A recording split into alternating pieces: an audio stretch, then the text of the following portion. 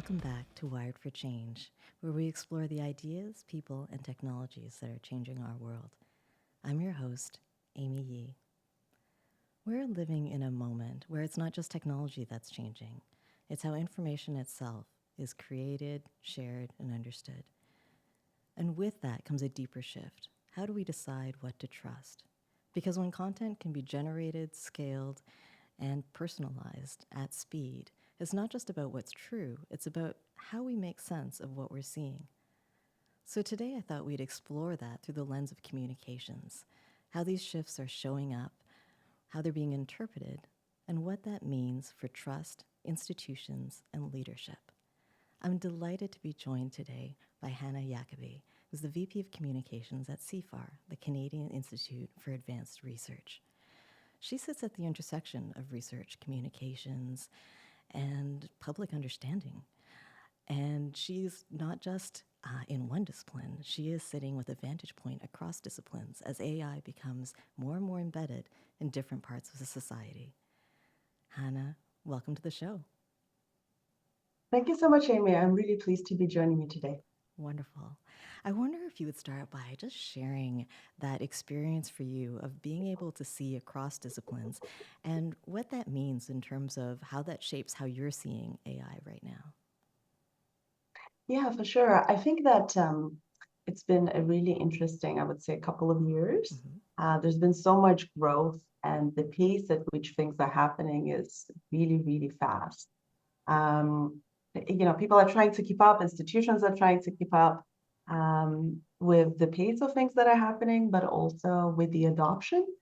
But it's interesting that at the same time, things are really being rolled out and adopted in how we do our work, in how we do business, and across different industries. Okay. And then what are the conversations that you're hearing or the debates that you're hearing as this emerges more and more? Yeah, for sure. So I think trust is definitely one of them. You've mentioned that. That's an important one.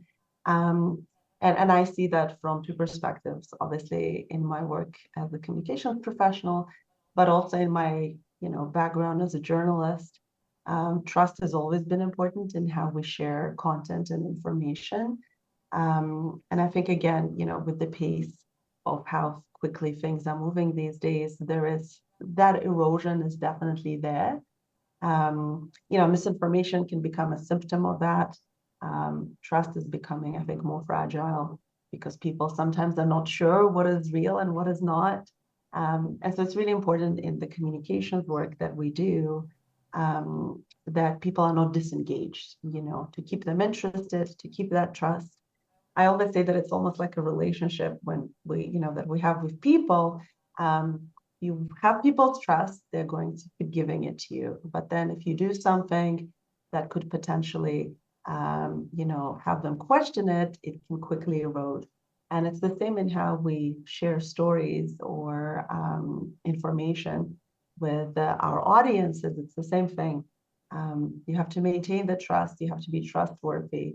And at the end of the day, it actually doesn't really matter what technology you're using to do that. If people believe what you have to say and they see you as the figure or organization that they can believe in, then they will get behind you.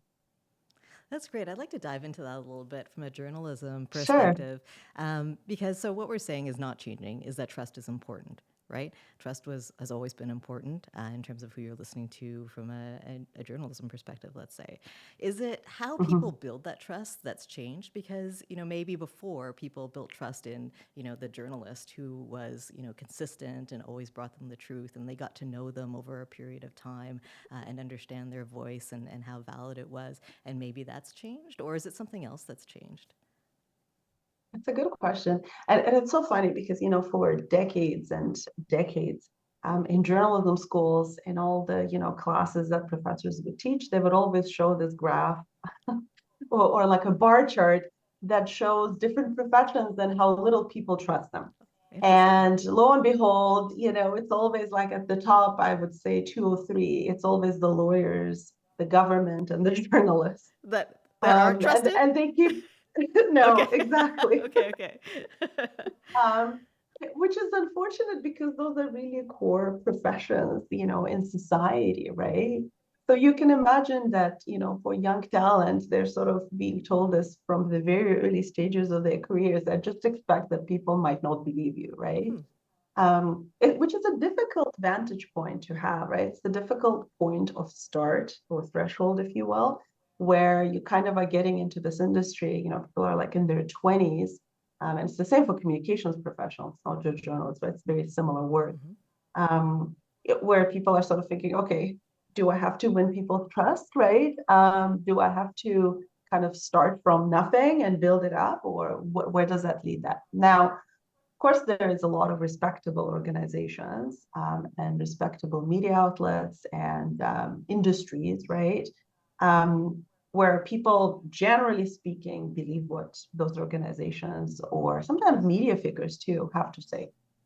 Um, and when we talk about journalism, that's sort of one side of it, which is all about information sharing. It's all about telling people the news or more in-depth feature stories, which really require a lot of that analytical assessment, um, where journalists go out there and they collect the different sides of the story. It's about balance. It's about fairness and how they approach the reporting. And then it's about putting that all together, packaging it, and really telling a comprehensive sort of set of information pieces to their audiences. You have that on one side, and then in terms of organizationally, probably one of the most important things is to ensure that your spokespeople are trustworthy because they represent the organization. And so, from the corporate communications perspectives, one of the most important things to do is to ensure that the CEO and the executive team are telling facts the way they are. They are, telling the whole story so that people can get behind the organization and really support the work that they're doing. Um, so all that to say is, um, there's a lot that's happening right now, and the speed at which things are happening is truly unprecedented. If I look back at my personal career in the last, 3 decades or so, the changes have been really, really significant. And it's not only in the speed that in which things are happening, but also the medium or mediums that are being used to communicate that information. And sometimes, unfortunately, the journalism field has not kept up with that. But on the other side of the work that I lead at CFAR, which is very exciting, where we work with some of the top researchers in the world. It's really fascinating to see how, the research takes place, how it's being adopted, the groundbreaking work that happens behind the scenes in the different labs and so on. Um, and meeting some of these people is also really extraordinary. Wow, really interesting. And so, I mean, that idea of building trust, do you think, what's an example of how it might be kind of eroding now as a result of AI and all that content that's being generated? Like, how is that Yeah, for having an sure. impact? Yeah, for sure. So I'll speak from sort of the communications perspective, right? I think that actually, in the last, I want to say, year or two, a lot of social media have started to add these little, almost like captions in the content that say, AI generated content or AI edited with AI assistance and so on and so forth, which I think is important Mhm. because it kind of gives people who are viewing the content that FYI, if you will, right? Um, at the same time, there's content that's being created that it can be a little bit shocking in some cases. So, for example, you probably remember earlier this year, there was a video that was being circulated widely and it became viral. That was this fight scene between Tom Cruise and Brad Pitt on top of sort of this, apocalyptic, almost looking like building. Um, and the scary thing about it was, or sort of the unnerving thing, was that it looked like them, it sounded like them, like the voices were almost identical, right? Mhm. And so Hollywood went into this sort of phase of anxiety, continued anxiety, I would say, because they had the strike, and then this is sort of continued to say, okay, so what is real and what is not, and what are we going to do about it? Now, I think personally, sort of from the trust perspective, this is obviously on the side of things that are less concerning. This is entertainment, and everybody knew that this wasn't real. It was very clearly, very quickly made available, that information, right? Um, there's other examples, right? During Wimbledon, there was this duo of sisters on Instagram that also went viral because they were posing, supposedly at the games, and they looked like real people. And they had individual Instagram accounts with hundreds of followers, and people were commenting saying, how amazing that they're sharing the experience, and how great they look, at the tennis game. It was all fake. Mm-hmm. Mm-hmm. um, so there is the issue, obviously, in both of these cases about truth and accuracy and trust, as you mentioned. And then, in addition to that, there is the issue also, and I will give you another Please. example, of, in some cases, work being taken away from creators, right? From content creators, for example, and, comms professional, or media creators and so on. So another example is this really well-known Instagram influencer who is AI generated, little Michaela. And, this AI generated personality has, like, over, I think, 1 million followers as well, and has been landing gigs with major brands, right? Like paid gigs. Obviously, people who are the creators behind this are benefiting. So there's the human component, but obviously there's a lot of discussion, and people are getting sort of very emotional about some of it, in terms of saying, like, why are we even pushing this forward? Why are we, why are people following someone who is not real? And how is that ethical? There's so many layers to this, right? Um, but at the same time, when we look at the positive, there's so much positive. The speed at which we can create content in sort of the, corporate communications side of things, for example, speaking from my industry, is really exceptional. Um, if we use AI responsibly, we can really speed up the way we produce content. What I mean by responsibly, though, there always has to be the human element to ensure accuracy and to ensure there are no mistakes. And of course, there's also the component of bias, having a human review helps to, in some ways, remove some of those layers too. Mm-hmm. And it also gives humans, or, communications professionals, an opportunity to focus on more creative work, or work that takes more time and effort and energy and thoughtful thinking, right? So not like writing an email or writing like a short memo that is almost very, dry in its nature, right? But thoughtful storytelling, or, planning the structure of pieces, for example. I know I'm giving you a very long answer. I That's just all have a right. lot of thoughts on the That's matter. okay. That's great. Do you feel like, I mean, when you talk about it's almost all the fake kind of things out there, all the noise. If you're a communicator with a message that you're trying to get out, do you feel like you have to work harder now because of that, or more creatively because of that, in order to get your message through when there's so much that's just out there and so much noise and so much that might be contrary to your message? Or do you feel like because AI is there for you to leverage as well, that the scales are about even? So when you mean to get the message out, do you mean in terms of like competition of content, that like the volume of content that's The out there? volume of content, Um, and maybe you have something to say that's different from everything else that's out there. Yeah. yeah, for sure. It's a good question. So in terms of the volume, I mean, to be honest with you, the volume has gone up significantly since the internet was created. Mm-hmm. And I really do believe that, and I've been studying this for a very long time, even before I joined CFAR 3.5 years ago, because I'm very passionate about digital media in general. So, about 17 years ago, I started the first digital fashion magazine in Canada. And I remember at the time, there was nothing like that. And people took a couple of years to even just understand the concept, right? Very different industry, obviously, but digital media at the time was just not really in that form. So there were, very, very basic versions of print publications online, which were literally just PDF that people were uploading. And then there were blogs, which were a completely different sort of, um, offering. But it took people a while to get into even the concept of what digital storytelling is like, right? Um, and I think that it's very similar with AI. It's a different way of telling content, sharing content and telling stories. And in human history, we've had many different phases of, the changes that occurred, even if we look at like the last, 100 years, in terms of how this evolved.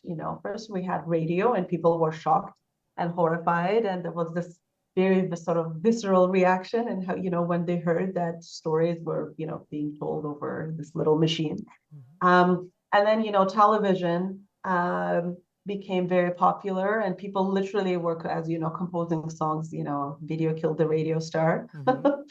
um, and then we started to progress and, in media and in communications, we started to use, floppy disks, and then it was the CDs, and oh my God, then it was the DVD. And every time it was like this big breakthrough that people were, on one hand, very excited about, and on the other hand, scared of, because it's always the fear of the unknown. I think that's just the way the human nature is, right?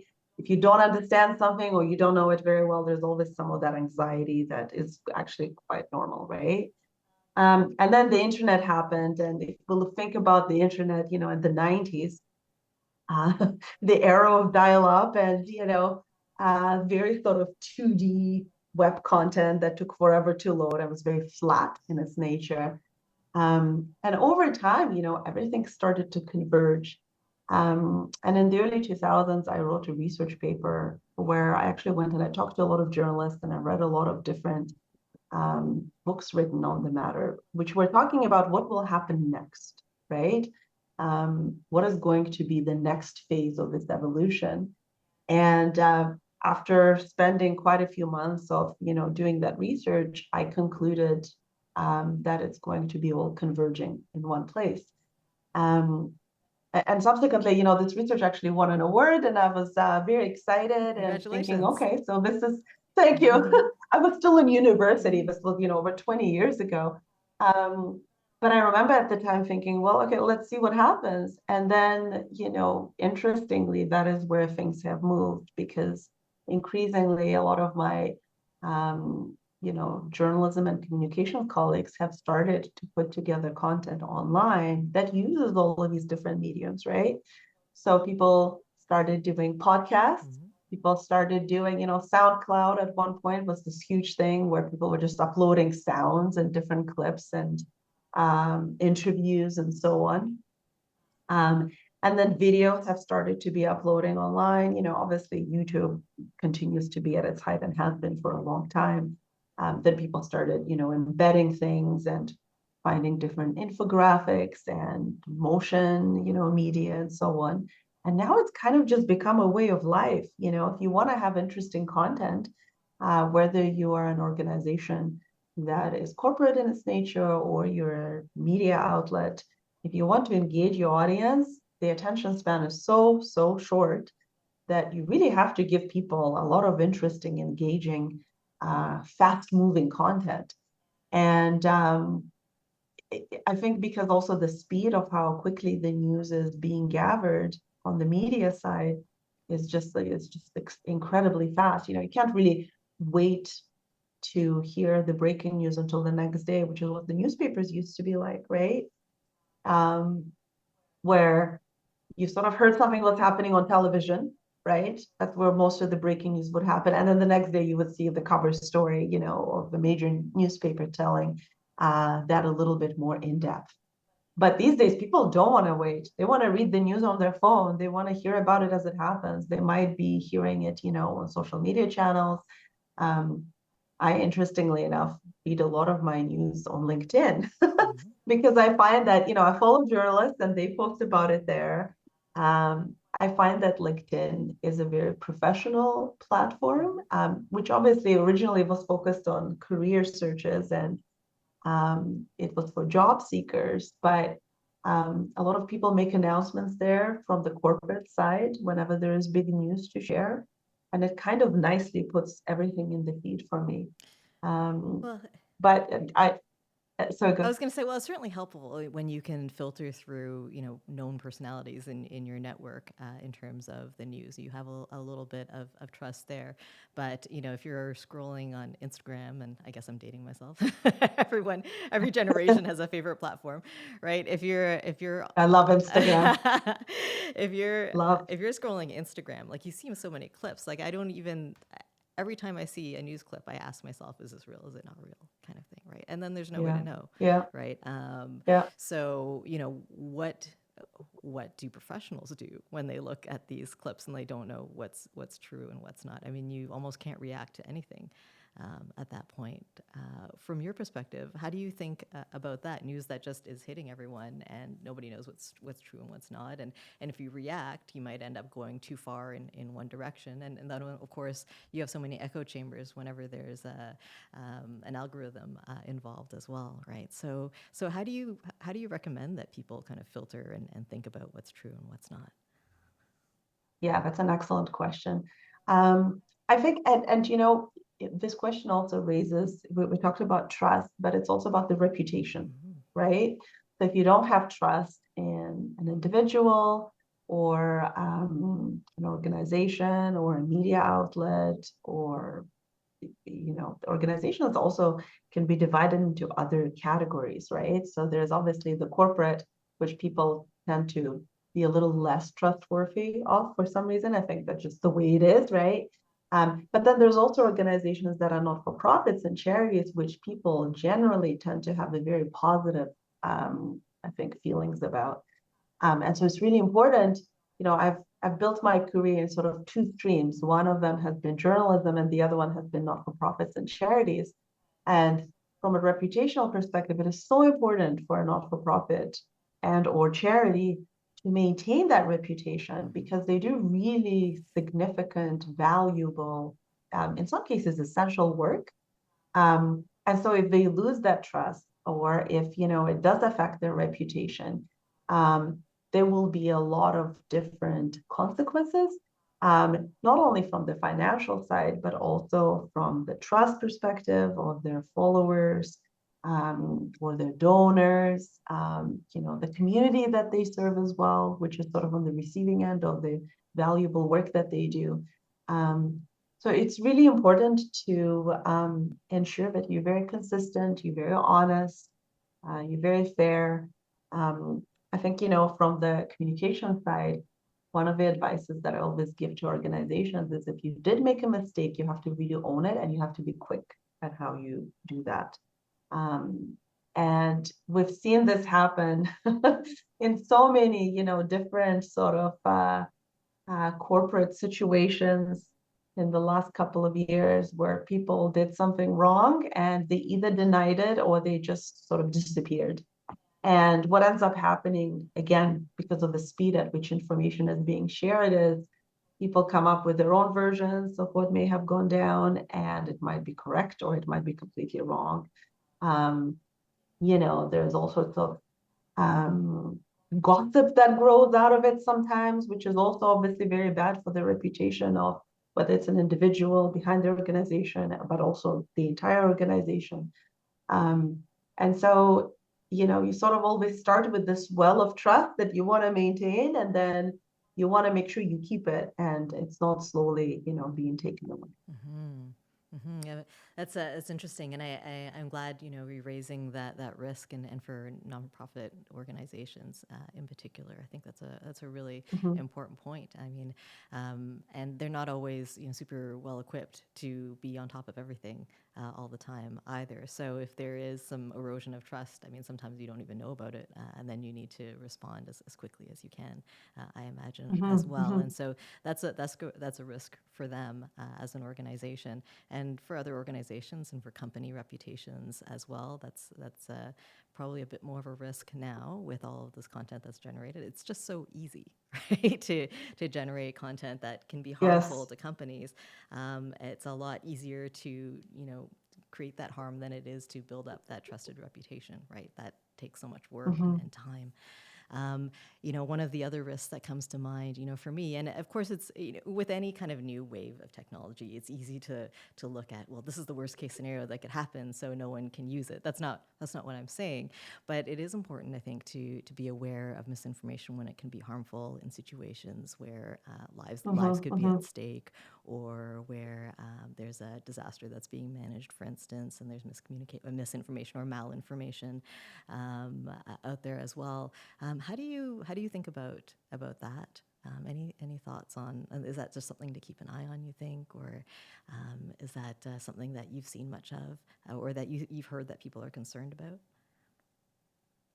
So I think there's trade-offs, right? Mm-hmm. And I think one of the biggest trade-offs for people often is speed versus substance, right? In many cases, people are rushing to get the content out there, whatever organization they're doing it for. But then the other trade-off is speed versus credibility, right? So ensuring that it actually, which one is more important to you? Mm-hmm. um, at the same time, though, there's so many positive ways in which you could use technology. I'm not just talking about AI, but I'm talking about technology in general to assist you in the work that you do and to, in some ways, give you an opportunity to bring the quality of your work to the next level. So, for example, if you're planning, let's say, for the sake of example, a video shoot, right? And you sort of know what you're going to ask someone, and how you're going to plan all your different shots. But you can use AI to sort of do like a little brainstorm, for example. So you almost treat it like your assistant, right? You're still doing all the work and all the content creation, but using it almost as your assistant in terms of doing some of that pre-work.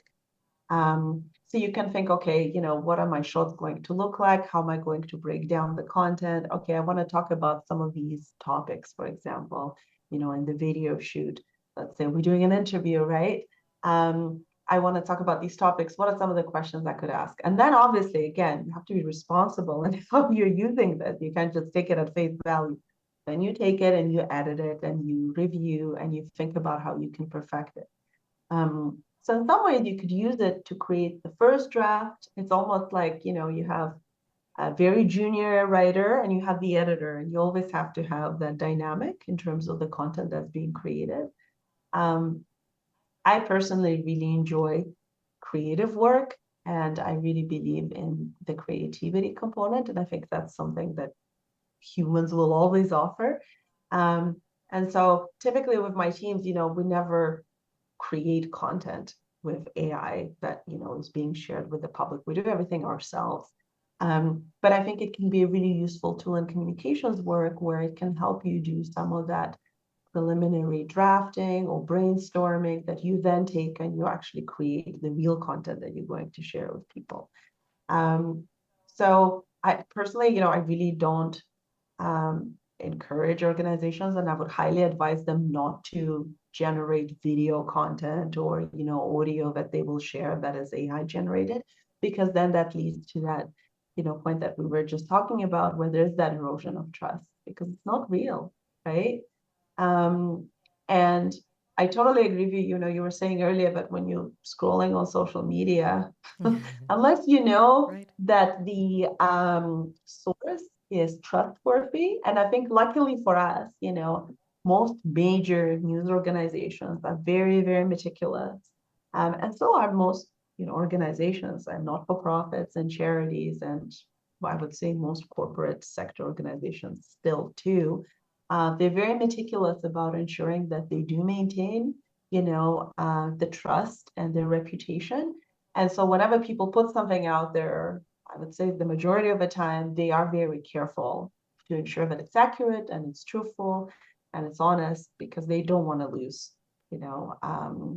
their audiences, and they don't want to have a diminished reputation. Now, mind you, there's a lot of sneaky things that are happening on Instagram, for example, where you see something that looks very real, but you always have to look at what the source is, right? So I think the sort of little cheat sheet for someone scrolling is who's posting this Mm-hmm. is the number one question that you would want to ask yourself, right?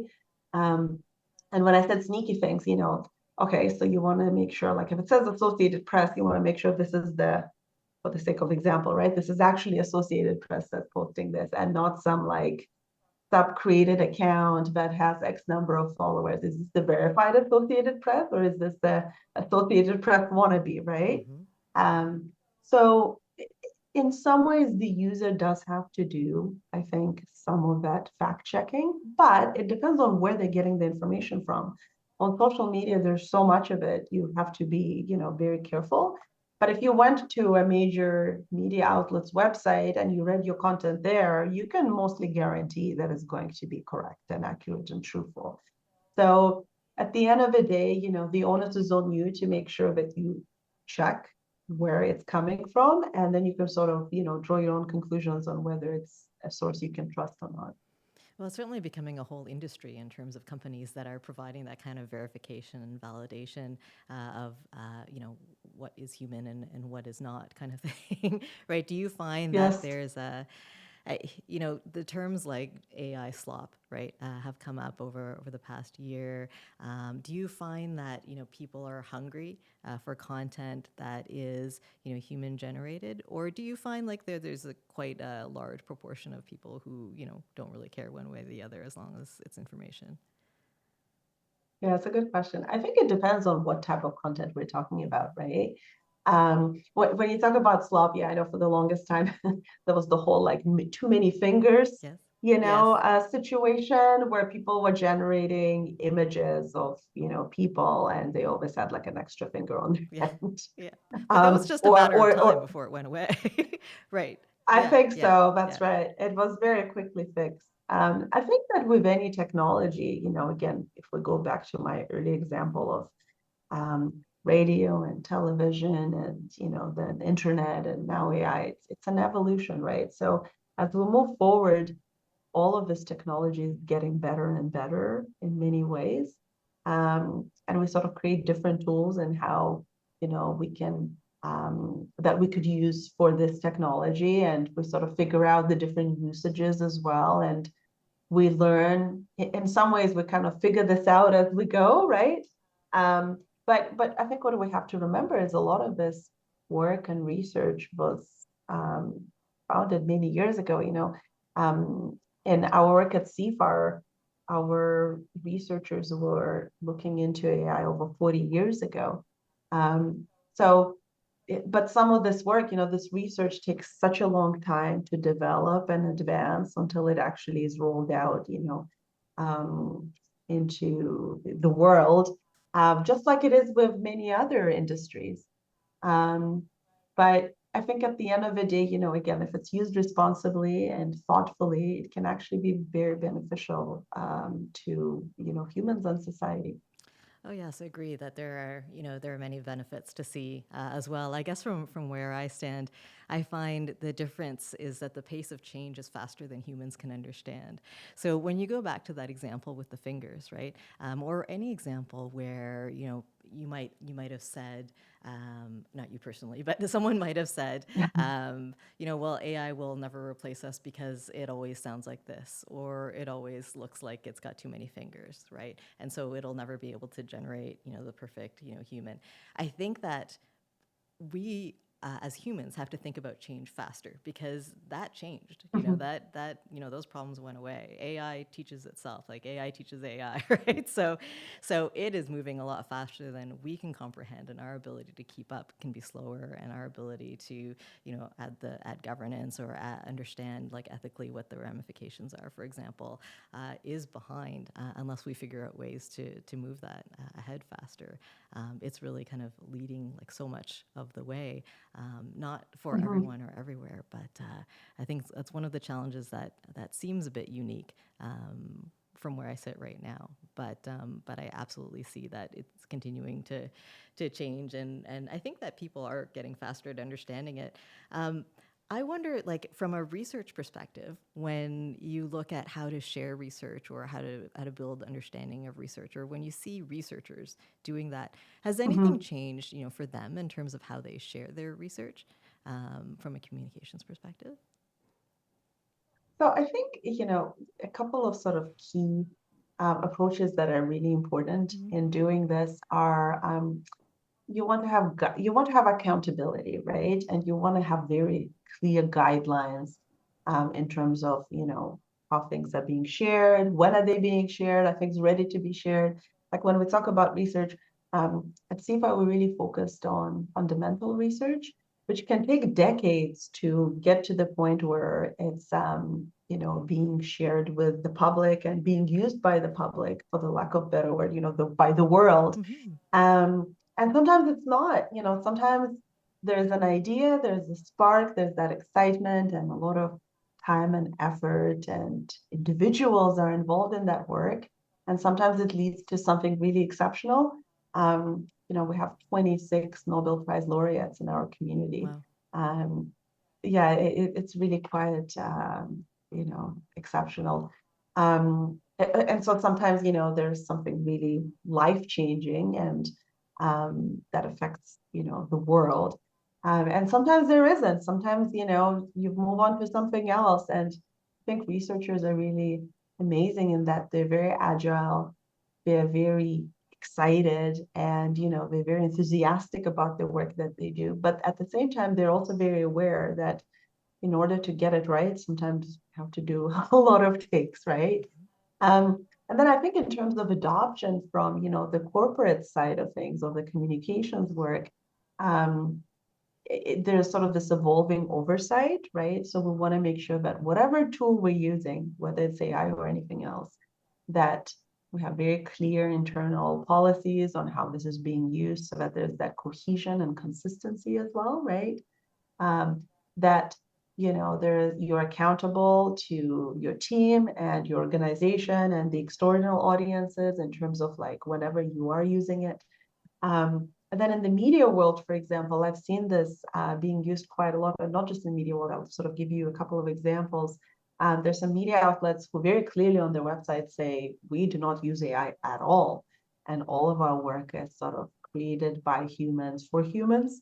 Um, and we do not use any of that technology, and we still do sort of, everything, um, in that sort of format.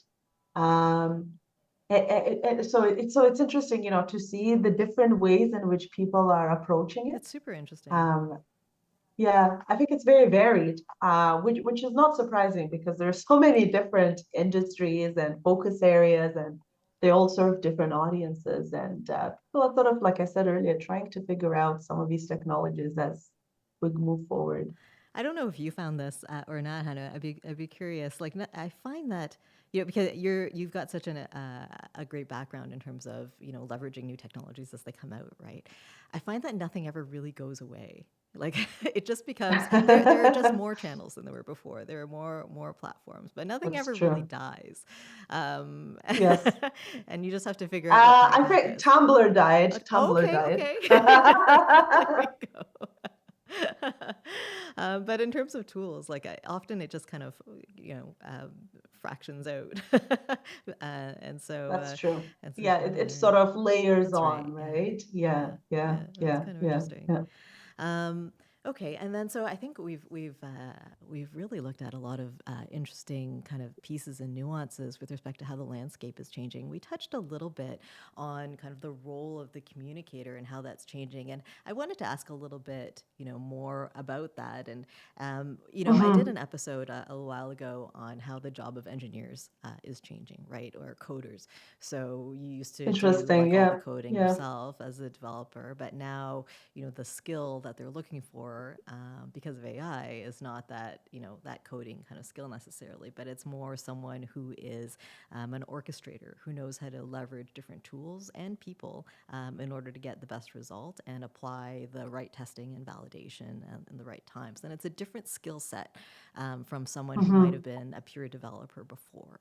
And so I'm wondering, is there a parallel in your world, or how do you see things changing for communicators who have the right skills to move forward in organizations? Yeah, for sure. I think in some ways, in some cases, the output is changing, right? But in some cases, it's not. So in organizations that are not using AI, recently I saw a very interesting example of some major hiring and recruitment agencies, like worldwide, or organizations that have sort of, locations and offices all over the world. So major recruiters literally say in all of their postings that we do not use AI in any of our recruitment. At the same time, you have so many corporations which very clearly are using, the algorithm to filter out the hundreds of thousands and millions of applications that they're receiving for different Yes. roles. But people have started to add that NB, on sort of both sides, regardless of whether they're using it or not. Um, so I think that helps in some ways to have some of that clarity for the user, because then people kind of know what to expect. And I think that in some ways is a positive communication strategy to have. Um, I think what we also have to think about, and we talked about the volume of content that's out there. It's just extraordinary. And what's happening too is I think, definitely people are tuning some of it out because people are overwhelmed and the human brain can only take so much. Whether you're on social media, just scrolling, or, you're watching the news on television, or you're listening to it on the radio, or whatever your choice of medium is, or you have like 17 tabs open and you're looking at the different news, or you're holding the paper in your hands, or maybe you're doing all of the Right. above, Some right? people still have newspapers, like I was saying, like it never really For goes away. sure. Yeah. For sure. Yeah. And in some ways, that's good. You have all these different options in which you can consume the content and you get to choose, right? I think we live in this extraordinary time where you have that option, over the course of history, people didn't often. They had one, or sometimes, Hmm. like if we go really far back, people used to send letters to each other to let them know that like a baby was born. And now you go on Instagram or, like 17 different social media channels and the happy parents are sharing images and announcements everywhere. It's true. They're sending out newsletters, right? It's true. Um, so so you get to choose though, as the end user, the audience gets to choose what do they want to do about it. Um, but I think they also should be as aware as they possibly can of, the different risks that are associated with any of these platforms. They all carry different risks, right? Um, I've seen in many different ways in which AI is being used very positively. So, for example, every year I judge the Online Journalism Awards, and they're administered by an organization that oversees most of the entries from across North America, um, and it's really interesting to see how in the submissions that the media outlets are making to the awards, one of the recent additions, because I get to see it as a judge in the back end as we look at all the different pieces for each submission. And one of the lines in the submission form is now, did you use AI in creating any of the news content or any of the content? And if so, how? You have to be very specific, um, because it's important, for communication specialists, for journalists to be very honest, and to be very careful. You have to be really careful. Again, it goes back to the trust. It goes back to authenticity of, what you're creating. But in one of the entries that actually ended up winning an award in the breaking news category last year, we awarded it to an organization that was in a very small town, and they had a hurricane, so it was a natural disaster, and people were really struggling in their town. And so the radio station, the local radio station that had a very small number of staff, it was like single digits, ended up using AI to help create some of the translation of the content that they were, sharing with their audiences because of how quickly things were Yes. happening. And they were creating all the content in English, but they also had a very large population that was Spanish speaking. And so for the first round of translations, they would use AI and then it would be vetted and reviewed by a Spanish speaker before it would be sent out. But there was a really incredible output in the end because they ended up helping their community by sharing the news about which of the schools were open or closed, which of the hospitals were available, for people who had to go there. If, people didn't have food because they didn't have electricity, what were some of the options that they had available within sort of their, radius, so to speak. Um, so there's a lot of advantages to using technology responsibly, and it can actually have a lot of benefit to society and to your community. Absolutely, absolutely. The scale at which it can have that kind of impact is not something you could do, without. And as you pointed out before, as long as and to me, as long as you understand the scale of the harm, it can also create it. It helps you to think and execute on it better. Those are great examples. Thank you for that. Yeah, You know, there were a bunch of things I wanted to ask, including go ahead. including the question, Hannah, of whether someone like you ever gets overwhelmed by all of the content that is out there. You talked about the 17 tabs. I'm just curious. Do you ever get overwhelmed by things? Well, I have two young children, so I'm always overwhelmed. No, I'm just kidding. Or maybe I should say I'm never overwhelmed because I've seen it all. Um, It's a test. I, in some ways, yeah. I mean, I'm a huge fan of, technology and various types of tools that are available. I love gadgets. So whenever there is a new way to tell the stories, I always personally get very excited about it. I remember when you mentioned Instagram, when Instagram came out, I was like one of the first people to get on the platform to figure out what this is all about because I was very curious. Mm-hmm. Um, Now, mind you, there are some platforms that I'm not really interested in. Like TikTok is a really big thing right now. I don't know, maybe if it's now becoming like a generational divide that I'm finally starting to hit, where I view the videos in other places, but like I don't have an account or anything, even though I do have an account in most other social media platforms. But I think one of the things personally I've always been interested in is what are these different tools and how can they help us tell stories? And that is the case in my journalism work, and that is definitely the case in my communications work. Um, because at the end of the day, I think that if those tools are being used successfully, it actually, improves the capacity that you have and also the quality of the storytelling that you can do. And at the end of the day, I think as a responsible storyteller, it doesn't matter what you're using. You just have to be responsible, period, always. And it doesn't matter if you're going out there, with a microphone to interview somebody, or if you're producing video content. And there's always some form of bias, even for television journalists, the editor at the end of the day decides the order in which you're putting the clips. And, the journalist decides what questions they're going to ask. There could be a million different, you know, um, results for all of these different combinations and pieces that are being put out there.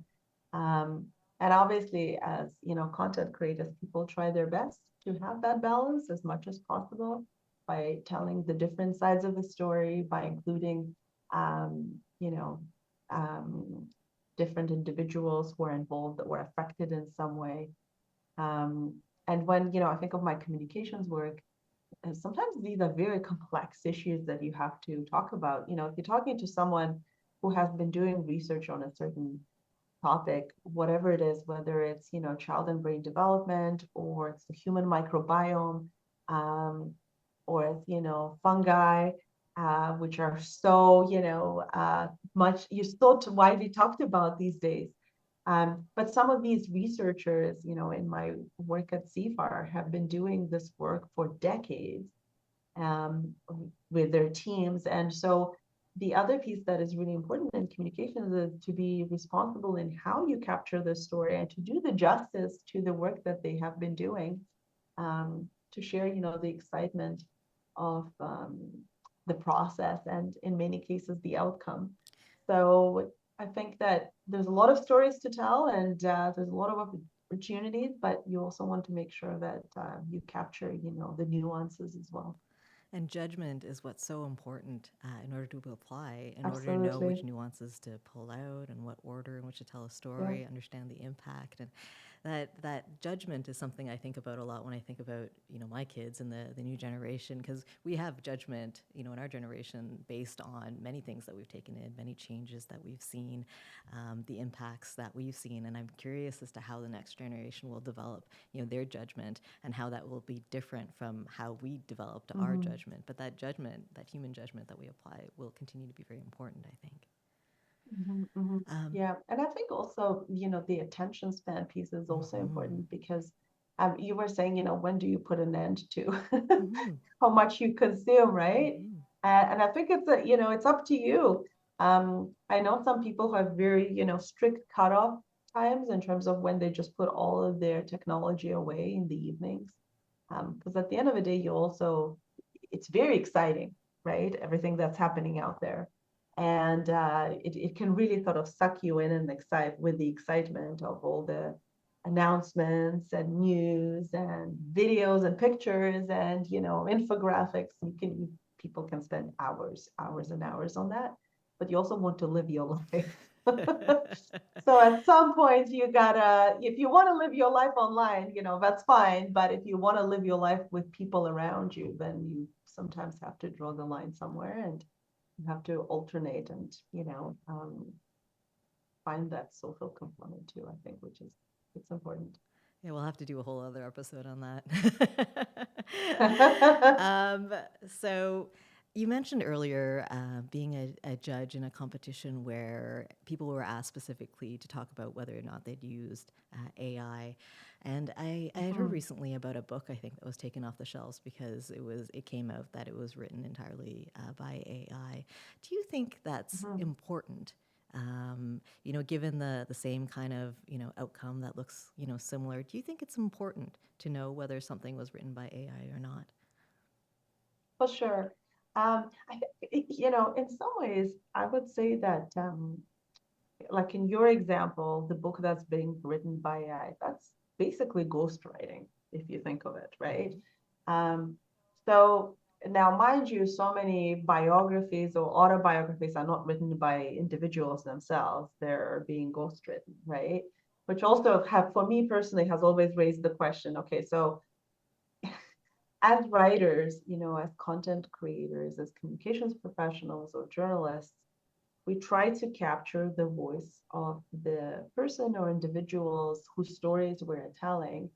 But no matter how hard we try, even if it's people who we know really well, like if, tomorrow I wanted to write a story in the voice of my husband, which I'm not going to do, by the way, because he's also a journalist. So, Oh. and then there would be all sorts of, I think, obviously we can't because it's not, it's a conflict of interest. But I'm just giving it as an example. If he asked me to write his autobiography, um, He's laughing even right though now. I've He's known watching this and laughing. Like if he ever watches this, he'll be like, "Why did you bring this up?" But the reason I'm giving this example is I've known him for so long and we've been together for so long and we live together and we have children together and we have a life together. So I know him probably. Um, I'm probably one of the few people who knows him the best, right? Um, I could never capture his voice exactly the way that he is. Only he can do that, right? I could do my best attempt, and I'm a skilled storyteller and writer, but I will never be truly able to do it 100%. And so I think it is important to be honest with people and to have um, you know, some of that um, you know, sharing in terms of, some of that transparency. in terms of how was this created? Because it's important for your credibility. And I think it's a responsible thing to do, which is, I think, why all of these major news outlets who have entered, in the case of example we were talking about earlier, um, they had to very clearly state how did they collect this information, how did they process it, how did they share it, and did they use any technology in doing so. And I think that is important. It's a responsible thing to do. Okay. If you were to teach a group of, journalism students or communication students that were in school right now and preparing them for, what's out there, what sorts of things, might you teach them that maybe you weren't taught when you were in school? That's a great question. Interestingly enough, a few months ago, I actually did teach a Oh. workshop, which was just about that. So we did it together with the national magazine, National Media Awards Foundation, which administers the National Magazine Awards, and they also do the Digital Publishing Awards. And so there were three of us um, who taught different workshops of three different journalists, and mine was focused on pitching and telling stories in the digital age. So we talked a little bit about AI. Um, I mean, they could be very useful tools. These can be very useful tools to use when you are a new journalist. Um, for example, trying to figure out how to pitch somebody, Mm-hmm. right? Um, Doing some of the background research. I mean, even if you go to Google, on Google these days, Gemini is so integrated into your search. And so when you're searching for something, kind of already helping you do the search, right, in the first place. Um, but I think journalists and young communications professionals these days are probably under the most pressure in terms of what they have to be aware of, what they have to be responsible for, and also just the manifold of options that they have available to them. Um, so if I had to teach them, a few things, I think I would say the number one thing is to be, to stick to the core principles of storytelling, Mm-hmm. which are about being fair and balanced and showing, so that means ensuring that you show the different sides of the story and that you give people the opportunity to provide those different perspectives and that you're very fact focused. Fact checking is so important. It's never been more important. We saw so many cases when this sort of, went downhill very quickly during the pandemic because there was so much content that was out there and Yes. everyone was sort of trying to manage it, and everyone was glued to their screens because people were not going out there. And I think that we learned a lot during that time Mm-hmm. as a society, and hopefully we can learn from those lessons. Um, so fact checking is very important for, comms professionals and journalists alike. And it always has been, and especially now. And I think it is really important to incorporate technology into the work that you do in a responsible way, because the world is moving in that direction. And unfortunately, mostly for media, they haven't kept up, you know, and sometimes they've been sort of lagging behind Mm-hmm. because they're not really willing to accept that for some reason. Mm-hmm. Maybe they're too skeptical. Journalists are always very skeptical. I'm a journalist, I'm a skeptic, Mm-hmm. right? Mm-hmm. But I think you have to be skeptical to up to a certain point. Mm-hmm. You also have to be realistic, right? And if you are responsible in how you approach any technology or how you approach your work in general, then you have nothing to be scared of because ultimately you're the one making that judgment call. Um, so I think those are all important things to bear in mind for young professionals. And at the same time, there's also so many opportunities now because of this. Mm-hmm. So there's in some ways more jobs now, for different ways in which you could be telling the stories. So it's a very exciting time, I think. Well, it is, and I mean, you may be a little bit biased on this, but I did For read, sure. that the job of the communicator, or the role of the communicator, is emerging as one of the most important jobs these days at enterprises. So you can just agree with that if you like. will. Go for it. It's a freebie. But I can see why, and people are looking for storytellers and people who can put that together in a way that makes sense as well. Now we've talked about young professionals. I want to rewind back now to an even younger age, to your children, let's say, and what is something that you're going to want to teach them about how to consume information as they grow up in this world. Sure. So I mean, everyone has, their own opinion on this, Yeah. I think. I know people who, because it's not only about the things that we will teach them, and I will get to that in a second, but it's also about before we can teach them, before they get to that stage, how do we actually approach what we do with, the different opportunities that are out there. And what I mean by that is I know people who never post any images or videos of their children anywhere ever, although in most cases they eventually succumb to the pressure and they do end up posting something. It is really And then difficult. yes. And then I also know people who post content, but they blur out the faces or they put like a smiley emoji on the face. And then I know people who post like every single moment of their children's lives online, like videos and, every single sort of milestone or and it can be scary in some ways. In some ways, I feel like I know these children, even though in some cases I have never met them in my life, right? Um, so that also raises an important question. And, I used to work many years ago for a children's charity, and we had extremely strict rules about sharing any content that included children. We had to undergo very serious training, which was focused on child protection. We had to ensure that when we shared images of kids, they met very specific, very strict guidelines that were, practiced and ensured and applied across the organization. So in order to even work there, you had to do that.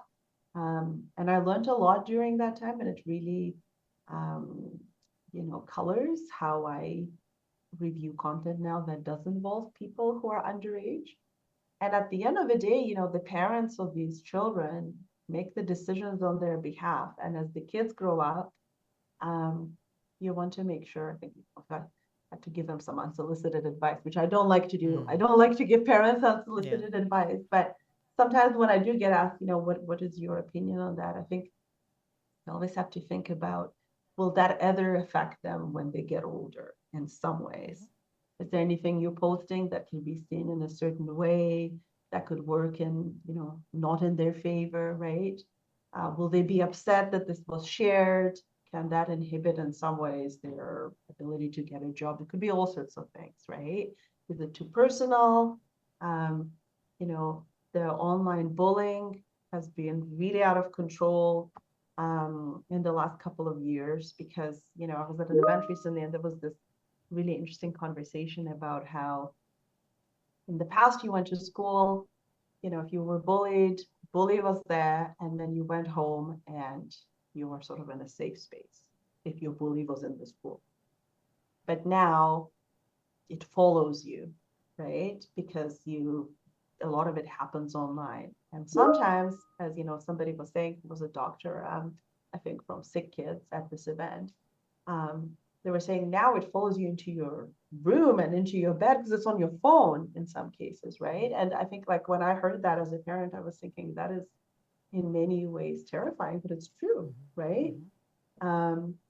So so you sort of have to think about, what we as adults are doing to help the kids to deal with all of these issues before they even get introduced themselves into the usage of the phones and screens and so on.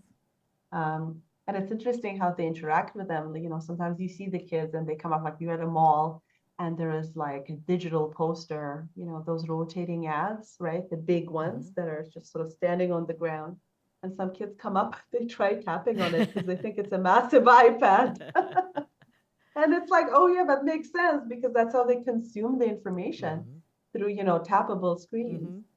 Um, so there's the side of, how are we prepping them into this world? And then once they are able to have a phone or an iPad with the different apps, How are they interacting with the world that's out there? Mm-hmm. How are they sharing the content? How are they consuming it?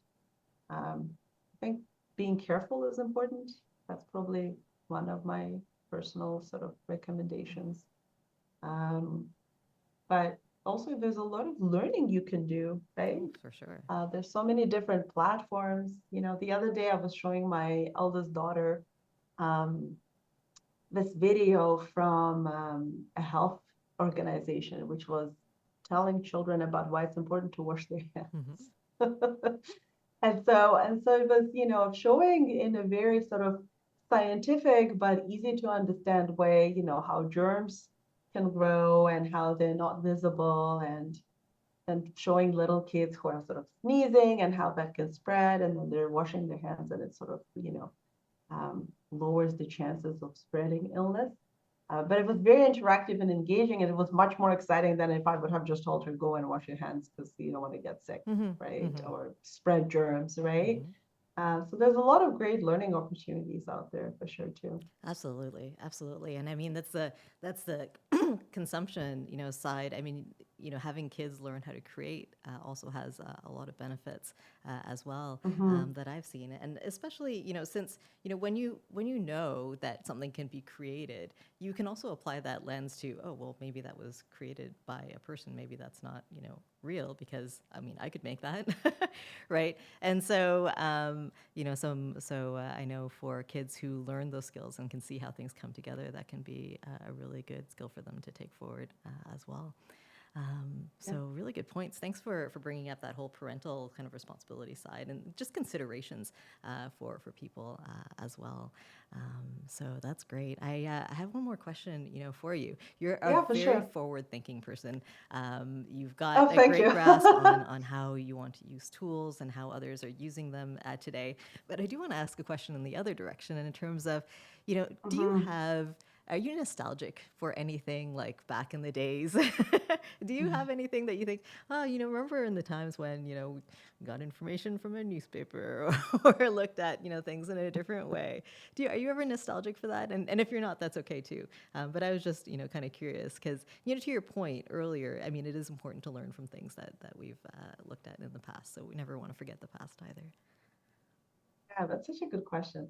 Um, it's such a thoughtful question too, because on one hand, as I was saying, I'm so passionate and eager, and I get so excited and enthusiastic about new technology and gadgets and like the ways we could use things. Um, I remember, when the phones started to really enhance their cameras, it was a big deal for me because I was a photojournalist for a long Mm. time. So I had all of these different cameras and lenses and, all of it, like different lights and the different equipment that we used at the time. And when I started, we used to shoot on film, and that was sort of the way to do things, right? And obviously, mostly people don't do that anymore at all.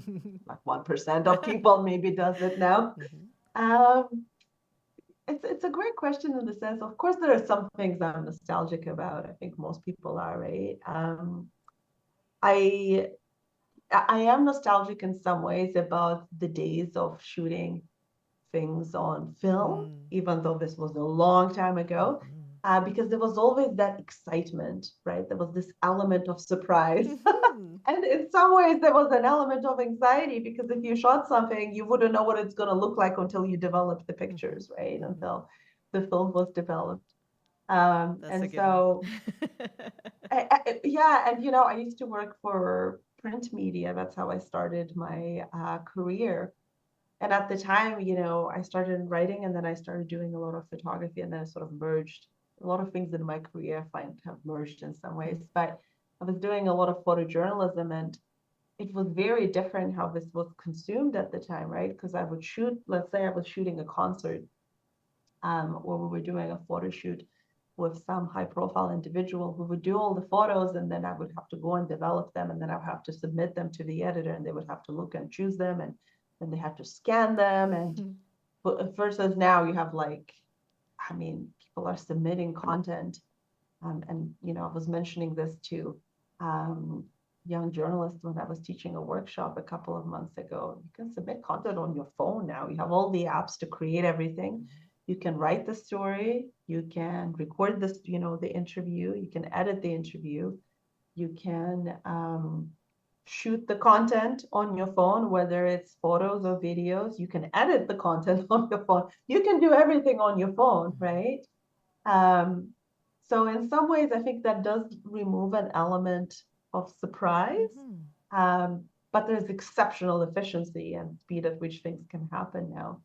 And I think I will also always have a very soft spot for the floppy disk in my life. For the floppy disk, is that what you said? Floppy disk, yes. Because when I started, we used to submit all the stories to editors on floppy disks. I was a freelancer for a long time. And so if you were in house, you did it on your computer. And if you're freelance, which I was for a while, you could bring it in and hand it in. It was like a piece of gold that you were giving to your editor. And I remember either once or twice, but not more, thank God. It just so happened that I handed it into him and I went home, and then he called me and he said, there's nothing on it. And so I had to rewrite the whole thing. Oh no. Yes. But and when I teach courses or workshops, or I speak to tomorrow's change makers, as I call them, young professionals in journalism and communications. I think like the concept, I always bring it up. When I started, we had floppy disks, and I think to them it sounds like it's dinosaur age, like this was not something, in most cases, did not happen in their lifetimes, I right? know. So it feels like it was so long ago, but it wasn't so long ago. It was about 20, 26 years for me, right? Mm. So it is long, but it's not that long. And so just think about how much has changed during that time. It's quite extraordinary. It really is. It really is. Thank you for that trip back to the past, to the photo labs and like the photos that didn't turn out at all, and then the ones Yes. that were amazing and you had no idea, and you had hoped and were surprised. And yeah, I missed that too.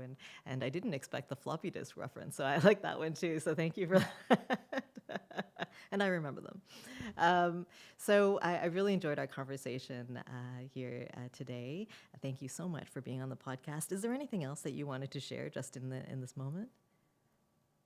I know. I also really enjoyed the conversation, and I just wanted to thank you for, having conversations with people about all the different topics that you cover, because it's really nice to sit down and just have, a chat about how things happen. Um, and it's a different way of telling the stories too, in the sense that it's a more human way of telling the stories and sharing our experiences. So thank you for creating a platform where people can do that, because it's nice to just be able to share with others. And I've also watched some of your other Oh, podcasts, so it was but we're all sharing our learnings, and I think it's important to do that in the world where things are moving at such a high speed. absolutely. Well, thank you so much for those kind words. I really appreciate Thank that, you. Hannah. And thank you again for spending the time with me today and with our My listeners. pleasure. And I thank you for watching another episode of Wired for Change, or listening wherever you are. I really appreciate you. And I hope you'll stay tuned and come visit us again for more on what's changing. Take care. Bye bye.